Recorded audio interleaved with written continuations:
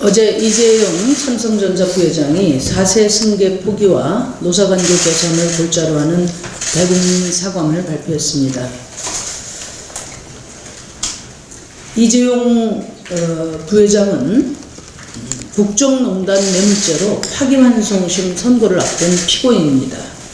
지금 국민들이 이재용 부회장에게 바라는 것은 말뿐인 사과가 아니라 법적 책임을 법대로 지는 것입니다.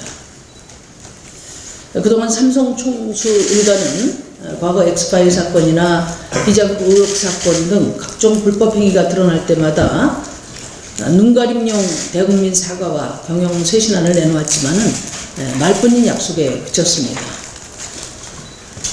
실질적인 개혁 방안도 내놓지 않으면서 사과를 앞세워 법적 책임을 회피해온 삼성 총수 일가의 반복된 이런 꼼수는 국민들이 삼성을 불신하는 주된 배경이 되었습니다. 이재용 부회장의 국정농단 파기환송심 재판부가 이번 사과문 발표를 형량 감경의 명분으로 삼아서는 안 될 것입니다.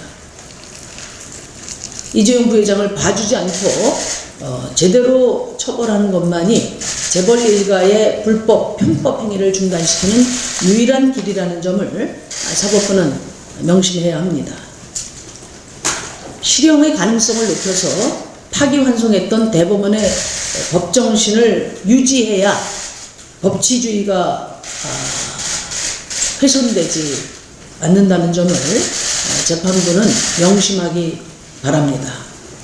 이재용 부회장의 사과가 진정성을 가지려면 미래에 대한 허황된 약속이 아니라 당장의 실천으로 구체화되어야 합니다. 4세 승계를 하지 않겠다는 선언이 아니라 재벌 세습을 위한 불법 승계를 원천적으로 방지하는 이사회 개혁 등 구조적인 방안이 제시되어야 합니다. 이재용 부회장의 노사관계 개선 약속은 반드시 실현되기를 진심으로 바랍니다. 그러려면 미래의 노동 3권 준수 약속이 아니라 노사관계의 현안에 대한 당장의 책임으로 응답해야 합니다. 먼저 노조 탄압 피해를 입은 피해자들에 대한 구체적인 사과와 함께 그동안 삼성 노조 탄압으로 해고된 해고자 복직 등의 조치들이 뒤따라야 합니다. 강남역 철탑에서 1년 가까이 고공농성을 이어오고 있는 삼성 해고자 김용희 씨가 어제부로 3번째 단식에 돌입했습니다. 삼성이 변화의 의지를 진정으로 보여주고자 한다면 김용희 씨가 땅으로 내려올 수 있는 구체적인 책임을 다하는 것이 첫걸음이 될 것입니다. 또 삼성그룹 내에 지금 노조들이 요구하는 단체 교섭에도 즉각 응답하기를 바랍니다. 이재용 부회장은 미래에 대한 약속을 남발하기 전에 이전 과거 행위에 대한 법적 책임을 지고 구체적인 개혁 방안을 지금 당장 실천하는 그런 자세를 보여야 할 것입니다. 그렇지 않다면 그동안 반복되어 온 삼성 총수 일가의 책임 회피형 꼼수 사과가 다시 반복된 것에 국민들은 분노할 것이라는 점을 명심하기 바랍니다.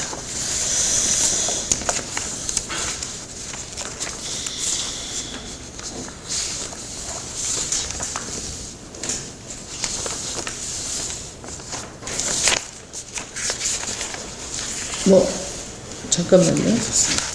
아니, 자료 착오가 있나봐. 다른 것부터 먼저 말씀드릴게요. 국회 앞 거리에서 2년 넘게 이어오던 형제복지원 피해자 최승우 씨가 이제 국회 군내에서 고공농성을 하고 있습니다. 형제복지원 사태 진상규명을 위한 과거사법 개정안이 20대 국회 임기 종료와 함께 폐기될 위기에 처했기 때문입니다. 형제복지원 피해 생존자들의 요구는 진상규명입니다. 형제복지원에서 무슨 일이 일어났고 얼마나 많은 사람들이 희생됐는지, 그리고 당시 전두환 정권의 개입은 어떻게 이루어졌는지 국가가 공식적으로 조사해 밝히라는 것입니다. 그러나 20대 국회는 피해 생존자들의 이런 피맺힌 호소에 아직 응답하지 않았습니다. 미래통합당은 과거사법 개정안의 발목을 잡았고 지난한 과정 끝에 여야 합의안이 만들어졌지만 끝내 합의를 파토낸 바 있습니다. 이미 2년 넘는 세월 동안 국회 앞에서 눈비 맞으면서 과거사법 개정안 통과를 호소해온 피해자들에게 더 기다리라 이야기할 수 없습니다. 형제복지원 진상규명을 위한 과거사법 개정안은 20대 국회가 남은 기간 동안 책임지고 통과시켜야 합니다. 미래통합당도 당장 반대를 멈추고 법안 처리에 협조하기 바랍니다. 20대 국회 마지막 본회의에서 과거사법 개정안이 통과될 수 있도록 여당도 끝까지 책임을 다하기 바랍니다. 코로나19 국내 감염 발생 신규 확진자 수가 사흘째 0명을 기록했습니다. 45일간 이어졌던 사회적 거리두기는 어제부로 생활 속 거리두기로 전환되었습니다. 바이러스와의 전쟁에서 대한민국이 거둔 1차적 승리입니다. 국민들의 인내와 절제가 만들어낸 국민 승리입니다. 질병관리본부를 비롯해서 방역당국과 현장 의료진들이 헌신적인 노고에 감사 말씀을 드립니다. 하지만 아직 끝나지 않았습니다. 안심하기 이릅니다. 국민 모두가 방역의 주체로서 생활 속 방역 지침을 철저히 준수하지 않는다면 언제든 다시 확진자가 늘어날 수 있습니다. 코로나 종식을 앞당길 수 있도록 정부도 끝까지 방역에 최선을 다해야 할 것입니다. 코로나19를 극복해 가고 있지만 감염병 유행이 또다시 돌아올 것입니다. 이번 코로나 사태로 인해 확인된 대한민국의 공공의료의 취약성을 보완하는 공공의료 대개혁을 21대 국회에서 지체 없이 시작해야 합니다. 우리나라 전체 의료기관 중 공공의료기관은 5.7%에 머물러 있는 데다 34개에 불과한 지방의료원들은 대부분 경영난과 인력 부족에 시달리고 있습니다. 공공의료 인프라 구축에 과감히 투자하고 권역별 책임 의료기관 중심으로 공공의료체계를 확립해 나가야 합니다. 공공보건의료 인력 부족을 해결하기 위한 공공의과 대학 설치도 서둘러야 합니다.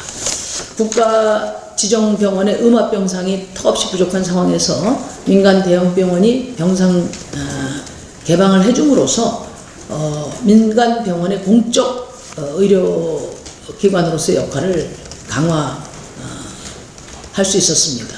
감염병 대응을 위한 병원 간 연계도 제도화해서 전염병 대응 체계 시스템을 상시적으로 완비하는 것이 필요합니다. 더 나아가서 신종 대감염의 주기적 반복을 해결할 근본적인 방안을 찾아야 합니다. 팬데믹은 우연적인 사건이 아니라 기후변화와 생태 위기에 따른 필연적 결과라는 점을 우리는 확인했습니다. 이제 인류의 생존과 지구 환경은 분리될 수 없는 문제가 되었습니다. 기후재앙을 막기 위한 산업체계 개편과 대대적인 구조 전환이 불가피합니다. 과거의 토건경제, 회색경제, 탄소집약경제와 과감히 단절하고 탈탄소, 그린 뉴딜 경제로의 방향 전환을 결단해야 할 때입니다. 이상입니다.